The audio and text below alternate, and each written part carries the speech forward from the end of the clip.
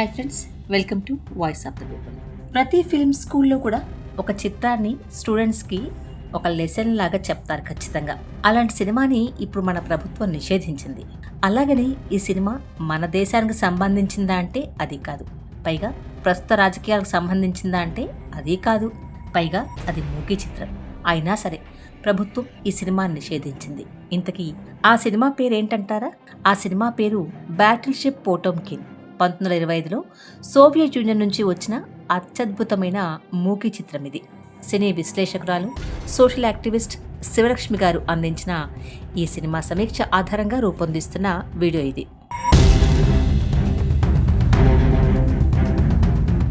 ఈ cinema director ప్రపంచ ప్రఖ్యాత సోవియట్ చలనచిత్ర నిర్మాత సెర్గీ మిఖైలోవిచ్ ఐసెన్స్టీన్.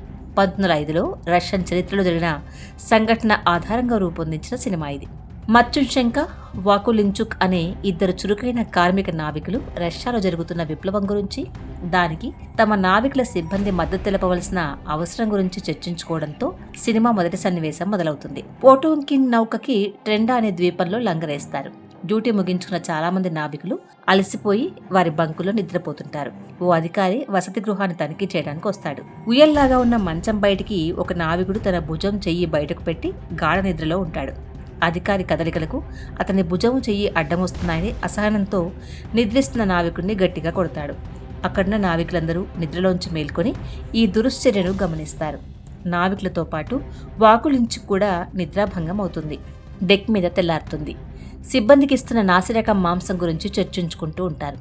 కుక్కలు కూడా ఇటువంటి మాంసం తినవు అని తమ నిరసన తెలియజేస్తారు నావికులు. కెప్టెన్ చెప్పగా ఓడ వైద్యుడు స్మిర్నోవ్ తన భూతద్దంలో తనిఖీ చేస్తాడు.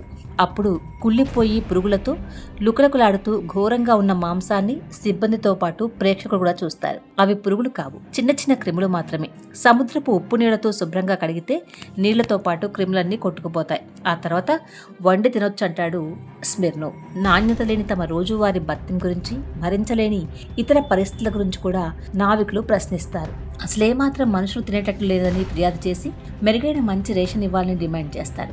మాంసం వైపే చూస్తున్న సిబ్బందిని అక్కడి నుంచి కదలమని ఆజ్ఞాపిస్తాడు ఆఫీసర్ జిలరావ్స్కీ. వంట చేయవలసిన నావికుడు కుళ్ళిన మాంసాన్ని కొనుక్కుంటూనే వంటకు ఉపక్రమించి పురుగులతో ఉన్న మాంసాన్ని నరికి సూప్ తయారు చేస్తాడు. అది చూస్తున్నప్పుడు ప్రేక్షకులకు ఒళ్ళు గగురు పొడుస్తుంది. నావికులు సూప్ వద్దని నిరసన తెలిపి దానికి బదులు రొట్టె, నీళ్లు, డబ్బాలో నిల్వ ఉండే వస్తువులు ఇవ్వమంటారు. తర్వాత చాలా మంది నావికులు టిన్నుల్లో ఉన్న ఆహారాన్ని నౌక క్యాంటీన్లో కొనుక్కోవడం చూస్తారు ప్రేక్షకులు. సూప్ తాగడానికి తిరస్కరించిన వాళ్ళందరినీ ఏమాత్రం క్రమశిక్షణ లేని, విధేయులు కాని ముద్దాయిగా నిర్ణయిస్తాడు కెప్టెన్ గోలికోవ్. తాను సమ్మె, నిరసన లాంటి వాటిని ఏమాత్రం సహించనని, దానికి సరైన తీర్పు మరణశిక్ష అని నిర్ధారిస్తాడు. దాన్ని అమలుపరచడానికి చివరి మత కర్మకాండలు జరుపుతామని ప్రకటిస్తారు. అందరినీ డెక్ మీదకి తీసుకొస్తారు అధికారులు. ముద్దాయిగా భావిస్తున్న నావికుల్ని ఒక గుంపుగా విడదీసి మోకాళ్ళ మీద నిలబెడతారు. ఫైరింగ్ దళాన్ని మానసికంగా సిద్ధం చేయడానికి, సులభంగా కాల్చడానికి వీలుగా ఒక క్యాన్వాస్ కవర్ వాళ్లపై కప్పుతారు. కెప్టెన్ వాళ్ళని కాల్చమని ఫైరింగ్ దళాన్ని ఆజ్ఞాపిస్తాడు. నావికుల్లోని ఫైరింగ్ దళం తమ రైఫిల్ని గురిపెడతారు. కానీ ఏదో తెలియని సంకోచంతో ఒకరినొకరు చూస్తూ ఉండిపోతారు. అదే క్షణంలో వాకులించుక్కి జోక్యం చేసుకుంటూ వారిని రక్షించడానికి తుపాకుల మీదకు లంఘించి, సోదరులారా, వీరందరూ మన తోటి సహోదరుడు, మీరు ఎవరి మీద తుపాకులు గురిపెడుతున్నారు? మనల్ని దోపిడీ చేసి అధికారం చెలాయిస్తున్న వారి మీదకు ఎక్కుపెట్టండి అని ఫైరింగ్ దళాన్ని ఉద్దేశించి విజ్ఞప్తి చేస్తాడు. అతని అభ్యర్థనకు ప్రతిస్పందనగా ఫైరింగ్ దళం నావికులు వారి రైఫిల్స్ను కిందికి దించుతారు. కెప్టెన్ కాల్చమని మళ్లీ గర్జిస్తాడు. హఠాత్తుగా నావికుల తిరుగుబాటు ప్రారంభమవుతుంది. అధికారులు పరిమితమైన సంఖ్యలో ఉన్నందువల్ల ప్రతిఘటించిన వాళ్ళందరినీ సునాయాసంగా నావికులు నీళ్లలోకి తోసేస్తారు. లోపలెక్కడో దాగున్న మతాధికారిని కూడా బయటకు లాగుతారు. ఓడ వైద్యుడిని చేపలకు ఆహారంగా నీళ్లలో పడేస్తారు. వాకులించుక్ని పేల్చి చంపేస్తాడు. అతని శరీరం నీళ్లలో వేలాడుతున్నప్పుడు అమాంతంగా సహచర నావికులు సముద్రంలోకి దూకి తమ ప్రియమైన నేతను పైకి తెస్తారు. పొట్టకూటి కోసం రాత్రింబవళ్లు పెళ్లాం పిల్లలకు దూరంగా కష్టం చేస్తూ అమానుషమైన ఆజ్ఞలకు బలవుతున్న తమను ఏకం చేస్తున్న దోపిడీ పీడల్ని ఎదిరించి పోరాడాలనుకుంటారు. అప్పటికి నావికులందరూ ఐక్యతతో నౌకలో శత్రుశేషం లేకుండా చేసుకుంటారు. తిరుగుబాటు విజయవంతమవుతుంది, కానీ తిరుగుబాటుల ప్రజాకర్షణ నేత వాకులించుకు బలవుతాడు. పోటెంకిన్ ఓడ ఒడెస్సా రేవుకు చేరుకుంటుంది. వాకులించుకు మృతదేహాన్ని ఒడ్డుకు తీసుకొచ్చి ప్రజల సందర్శనార్థం ఒక బహిరంగ ప్రదేశంలో ఒక చిన్న టెంట్ వేసి కొవ్వొత్తి వెలిగించి ఉంచుతారు సహచరులు. అతని ఛాతి మీద ఓ కప్పు సూప్ కోసం చంపబడ్డాడు అని రాస్తారు. మొదట కొంతమంది వృద్ధ మహిళలు చూసి ప్రార్థనలు చేస్తారు. తర్వాత ఒక్కొక్కళ్ళు ఎక్కువ మంది ప్రజలు ఆసక్తిగా రావడం మొదలవుతుంది. ఈలోపు తెల్లవారుతుంది. ఈ వార్త దావానంలా వ్యాపిస్తుంది. ఇక ప్రజలు తండోపతండాలుగా వంతెనల మీద నుంచి, మెట్ల మీద నుంచి కనిపించిన దారులన్నింటిలో చీమల బారుల్లా ప్రవాహంలా ఆ ప్రదేశాన్ని ఆక్రమించేస్తారు. స్థానికులు గుంపులు గుంపులుగా ఒకచోట చేరి జరిగిన సంఘటనల గురించి వేడివేడి చర్చలు చేస్తుంటారు. ఎంతో కాలంగా వాళ్ళు అనుభవిస్తున్న అణచివేతల వల్ల జార్ ప్రభుత్వానికి వ్యతిరేకమైన ఆందోళన అక్కడ రాజుకోవడం మొదలవుతుంది. తల్లులారా, సోదర సోదరీమణులారా, ఈ భూమి మనది. మనందరం భుజం భుజం కలిపి రష్యా కార్మికులతో కలిసి ఐక్య సంఘటన కట్టి పోరాడదాం. మేం పగ తీర్చుకుంటామని సిబ్బంది ఒడిశా ప్రజల ముందు ప్రతిజ్ఞ చేస్తారు. ఈ కార్యక్రమాన్ని ఒడిశా ప్రజలు నిండు మనసుతో ఆహ్వానిస్తారు, కానీ ప్రభుత్వ పోలీసులు గమనిస్తారు. ఈ సినిమా వచ్చి శతాబ్ది కావస్తున్నా అధికారుల అమానుషత్వం ఇంకా నేటికి అలాగే కొనసాగుతూనే ఉంది. ఈ సీన్ చూస్తున్నప్పుడు ప్రేక్షకులకు రోహిత్ వేముల మరణం ప్రపంచాన్ని కదిలించి చేస్తున్న డిమాండ్స్ గుర్తుకొస్తాయి. పట్టణ ప్రాంతాల నుంచి చాలా మంది పురుషులు, మహిళలు, పిల్లలు నౌకాశ్రయం చూడడానికి వస్తారు. పొడవైన వెడలపైన మెట్ల మీద నుంచి సముద్రంలో కొంతవరకు కట్టిన వంతెన వైపుకు వెళ్తూ సంతోషంగా నౌక వైపుకి ఉత్సాహంగా చేతులొప్పుతూ ఉంటారు. కొందరు నావికుల కోసం ఆహారం తెచ్చి అందిస్తారు. ఎలాంటి హెచ్చరిక లేకుండా హఠాత్తుగా జార్ చక్రవర్తి దళాలు మెట్లపై భాగంలో ప్రత్యక్షమవుతాయి. రైఫిళ్లను అడ్డంగా పెట్టి ముందుకు మార్చింగ్ చేసుకుంటూ వస్తుంటాయి. క్రూరాతి క్రూరంగా తుపాకుల నుంచి గుళ్ల వర్షం కురిపిస్తూ తోసుకొస్తుంటారు. జనం గందరగోళపడుతూ చెల్లాచెదరవుతారు. ప్రజల ఆహాకారాలతో ఆ ప్రదేశం అల్లకల్లోలమవుతుంది. ఒకరి మీద ఒకరు పడి చనిపోతుంటారు. తమ కాలి బూట్ల కింద మనుషులు నలిగిపోతున్నా సైనికుల పదఘటనలు మాత్రం ఆగవు. చావు భయంతో మూలల్లో నక్కి ఎలాగో తప్పించుకున్న పౌరుల్ని కింది మెట్ల మీద నుంచి గుర్రపు స్వారీ చేసుకుంటూ వచ్చిన దళాలు కాలుస్తాయి.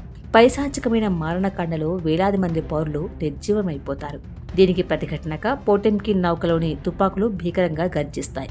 నావికులు పోటెంకిన్ యుద్ధ నౌకలోని తుపాకులను ఉపయోగించి సైనిక ప్రధాన కార్యాలయాన్ని పేల్చేయడానికి సర్వం సిద్ధం చేసుకుంటారు. ఇంతలో ఒక యుద్ధ నౌకల దళం పోటెంకిన్ తిరుగుబాటును అణచివేసేందుకు వస్తుందనే వార్త అందుతుంది. జార్ యుద్ధ నౌకల దాడిని ముందే ఊహించిన సిబ్బంది ఎక్కువ మంది సెంట్రీ డ్యూటీలోకి వస్తారు. లెక్కలేనన్ని ఓడలు దగ్గరగా వస్తున్నందున పోటెంకిన్ సిబ్బంది వెలుగును చూపిస్తూ జెండాలు నూపుతూ తమను సోదరులుగా భావించమని సంకేతాలిస్తారు. జార్ చక్రవర్తికి చెందిన యుద్ధ నౌకల దళాల నావికులు తమ సొంత కామ్రేడ్ల మీద కాల్పులు జరపకూడదని అప్పటికప్పుడే తీసుకున్న నిర్ణయంతో తిరుగుబాటుదారులకు సంఘీభావం తెలిపి సంతోషంగా వారితో భుజం భుజం కలుపుతారు. అందరూ డెక్ మీదకి చేరతారు. దిక్కులు పిక్కటిల్లే హుర్రే శబ్దంతో ఎర్రజెండా ఎగరేసి పాటలు పాడుతూ ఆనందాల కేరింతల్లో మునిగిపోతారు. ఇది వేలాది శ్రమజీవుల సామూహిక కథ. ఆ కాలంలో శ్రమజీవులందరిలాగే ఒక నౌకలో పనిచేసే నావికుల అగచాట్లే. కానీ ఈ సినిమాని ఐసెన్స్టీన్ అంతులేని ఆకాంక్షలతో ఉక్కిరిబిక్కిరవుతున్న నావికుల పక్షం వహించి ఈనాటికి కూడా దిగ్భ్రాంతి కలిగించే సాంకేతిక పరిణతితో దృశ్యకావ్యంగా మలిచిన విధానానికి ప్రపంచమంతా జేజేలు పలికింది. 1910 నుండి 1927 వరకు టాకీ అంటే ఏమిటో తెలియని ఒక నిశ్శబ్ద యుగం. మూకీ చిత్రాలతోనే జనం అబ్బురపడిపోతూ మైమరిచిపోయే కాలం. సినిమా చూసే ప్రేక్షకుల్లో ప్రధానంగా మొట్టమొదటి ప్రతిస్పందన అత్యంత ప్రధానమైంది. కీలక సన్నివేశంలో మాట లేని చోట లెనిన్ మాటలను తెర మీద చూపిస్తూ వేల మాటలకు పైబడిన ఉత్కంఠను ప్రేక్షకుల్లో రేకెత్తించి ఐసెన్స్టీన్ తాను చెప్పబోయే విషయంలోకి తన ప్రేక్షకులను నేరుగా లీనం చేస్తూ మానసికంగా సంసిద్ధం చేస్తారు. ఐసెన్స్టీన్ స్ట్రైక్ సినిమా ఏప్రిల్లో, ప్యాడిల్ షిప్ పోటెంకిన్ డిసెంబర్లోనూ, మొత్తానికి ఈ రెండు సినిమాలు 1925లోనే తీశాడు. ఆ సమయానికి రష్యా ప్రజలు 80% నిరక్షరాస్యులు. రోజురోజుకి ఉధృతమవుతున్న విప్లవోద్యమంతో ప్రజల్ని మమేకం చేయడానికి, రాజకీయంగా చైతన్యవంతం చేయడానికి మాంటేజ్ని సినిమా సారాంశంగా ఎన్నుకున్నాడు. సినిమా నిర్మాణంలో అత్యంత శక్తివంతమైన రూపం మాంటేజ్. మాంటేజ్ విధానానికి ఐసెన్స్టీనే పితామహుడు.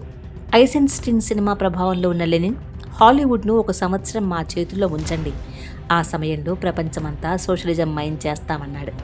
అన్ని కళల్లో అత్యంత ప్రభావవంతమైంది సినిమా అని 1917లో అక్టోబర్ విప్లవ సందర్భంలో అన్నారు. ప్రజలందరినీ ఏకం చేయడానికి ఒక సంచార రథంలో ముఖ్యమైన గ్రంథాలు, ఫిల్మ్ ప్రాసెసింగ్, డెవలప్మెంట్ విభాగాలతో దేశమంతటా ప్రచారానికి సినిమాని రోడ్డెక్కించారు. ఒక్క సినిమాలో తప్ప మరే మాధ్యమంలోనూ ఈ విషయాన్ని ఇంత గాఢంగా, ఇంత తక్కువ సమయంలో, ఇంత శక్తివంతంగా చెప్పలేరు. ఈ చిత్రం 1958లో బ్రసెల్స్ వరల్డ్స్ ఫెయిర్లో అన్ని కాలాలకు వర్తించే గొప్ప చిత్రంగా పేరు పొందింది. సైట్ అండ్ సౌండ్ మ్యాగజైన్ 1952లో ప్రపంచ ప్రఖ్యాత సినిమాల్లో ఇది 4వ గొప్ప చిత్రంగా నిలిచింది. 2011లో మాస్కోలో జరిగిన విప్లవ కవాతు ఈ చిత్రానికి నివాళి అర్పించింది.